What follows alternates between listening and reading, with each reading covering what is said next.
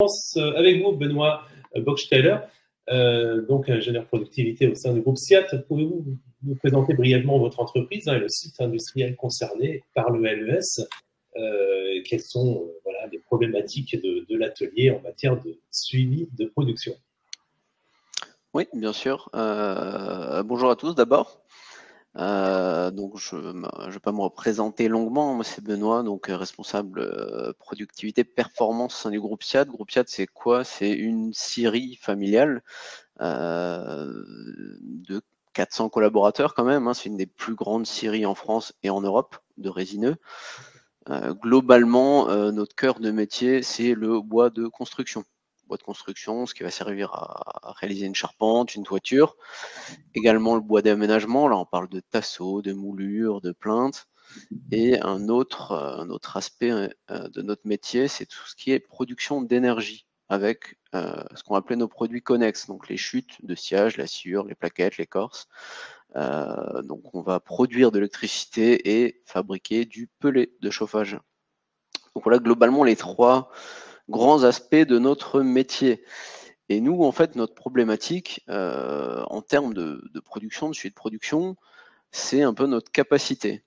Pourquoi? Parce que le marché du bois est globalement en pleine croissance ces dernières années et va l'être encore plus avec les nouvelles normes de construction qui vont régir les futures années.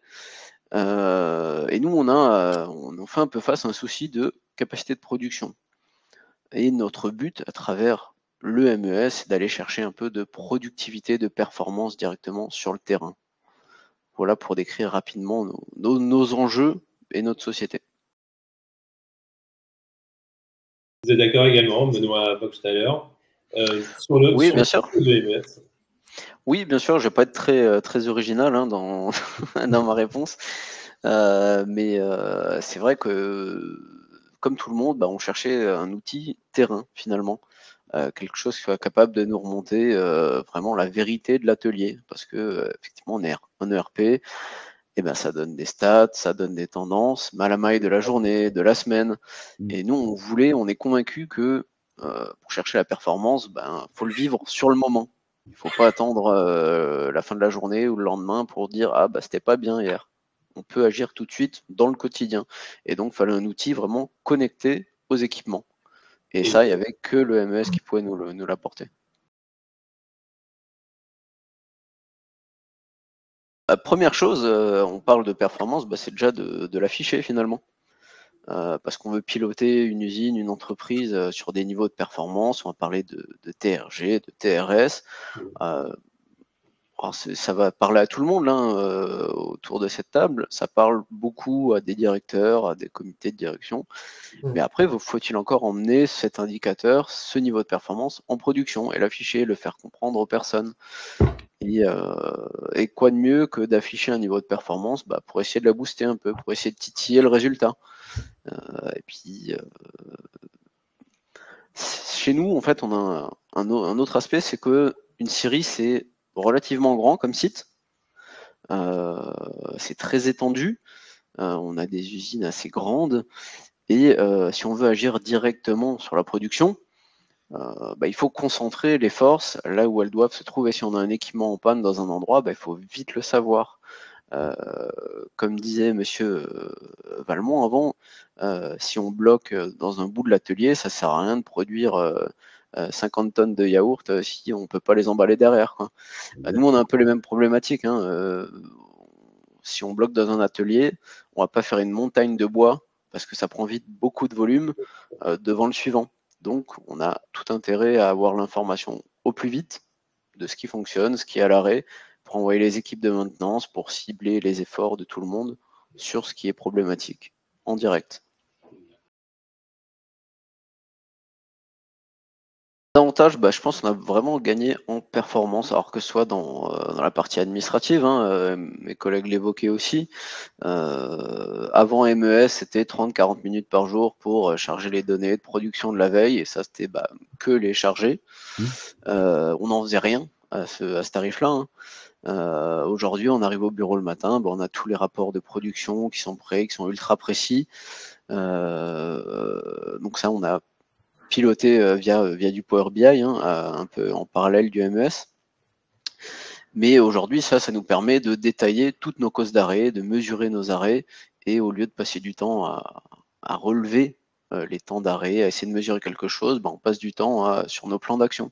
On alimente nos rubriques d'amélioration et on cherche vraiment la performance en production, grâce à tout ce qui a pu être piloté, catégorisé au jour le jour.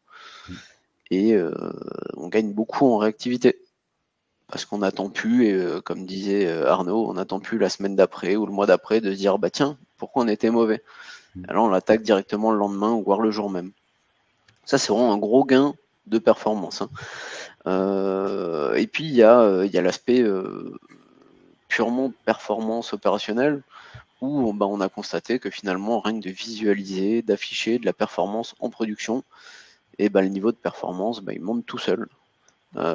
C'est un peu le fait de vouloir se challenger soi-même, j'ai envie de dire. C'est comme si je fais une analogie dans le monde du sport, si on va courir 10 km, qu'on met 1 heure, la prochaine fois qu'on va recourir 10 km, on va essayer de mettre 59 minutes. On a exactement le même phénomène dans l'industrie, où on aime voir son niveau de performance et on aime être meilleur. C'est tout pareil. Et ça se fait naturellement, quelque part, sans rien faire. Enfin, pas remettre en place un MES. Je fais de la pub un peu. Non, je devrais pas. Et non, après, faut savoir que la scierie, c'est un métier assez. On peut voir ça de loin avec des grands yeux, un métier de bûcheron à l'ancienne, etc. Mais il y a aussi des normes, il y a beaucoup de process, et ça nous a permis d'afficher pas mal d'informations, de documents aussi directement pour les opérateurs en digitalisant tout ce qu'on avait dans 50 classeurs, dans des papiers volants à droite à gauche. On est aussi beaucoup plus rapide dans la recherche d'informations. Intégrer un MES prend tout son sens quand il est connecté à d'autres systèmes informatiques. Rappelez-nous, Benoît, vous avez intégré aussi, interfacé le MES avec quels systèmes informatiques et lesquels? Oui. Alors, pour faire différent de tout le monde, nous, on a mis un MES avant d'avoir un ERP. Donc, on n'a pas de connectivité avec un ERP, mais ça ne saurait tarder. Tout dépend de l'échelle de temps sur laquelle on se place. Mais globalement, le MES nous fournit énormément de data. On vient capter beaucoup d'infos sur les équipements en production, et du coup on a pris le parti d'intégrer une solution de Power BI à côté pour mettre en forme et automatiser tous les rapports de production avec ces données MES. C'est une solution, à mon sens, très complémentaire, parce que c'est bien beau d'avoir beaucoup d'infos, beaucoup de data, faut-il aussi savoir l'utiliser, l'afficher proprement et rendre tout ça globalement de manière assez automatique. On a aussi interfacé notre MES avec une solution de GMAO, là depuis quelques jours d'ailleurs, depuis qu'un collaborateur sur une ligne de production appuie sur le bouton panne, il y a directement un ordre de travail qui va se créer dans la GMAO et alerter les collègues de la maintenance, savoir où intervenir et de manière très précise. Parce qu'on va pouvoir, à l'ère de notre MES, sélectionner une ligne, une zone, un moteur, un roulement, et cibler très précisément la cause d'arrêt. Donc ça, c'est les deux grosses interfaces, on va dire, actuellement chez nous. Avec Benoît, vous partagez ce que oui, tout à fait. C'est un des points qu'il faut mettre en avant, hein, c'est la maîtrise des ressources sur le projet, parce qu'il y a la partie effectivement projet où c'est assez chronophage, et puis il y a la partie maîtrise de l'outil. Il faut vouloir s'investir, connaître, maîtriser pour pas perdre en compétences derrière. Une fois que le projet est fini, faut le faire vivre, et puis il y a des briques qui vont se rajouter tout le temps. Il faut garder toujours un peu de compétences pour avancer là-dessus. Et ça c'est un peu la finalité de tout ça, hein. Mais avant ça, il y a sur une phase projet, je pense qu'il faut déjà apprendre à parler MES, parce qu'industriel, on n'est pas éditeur de MES, et on a un langage qui sera un peu différent, et il faut faire attention, être très précis, savoir ce qu'on veut faire, comment on veut le faire. Et une chose qui peut être très intuitive pour nous, va tomber autrement dans l'oreille d'un éditeur. Donc prenez garde un peu aux abus de langage et aux prérequis que chacun pourrait avoir. Et comme dit, au fil du projet, il faut appuyer sur l'accompagnement. C'est un gros changement dans les ateliers, même si on le fait petit à petit, c'est un changement. C'est l'implication des opérateurs, des collaborateurs en production, et il faut réellement donner du sens, accompagner et former les gens en production, pour pas avoir l'impression que c'est un outil de flicage, de suivi. Faut que tout le monde ait quelque chose à gagner.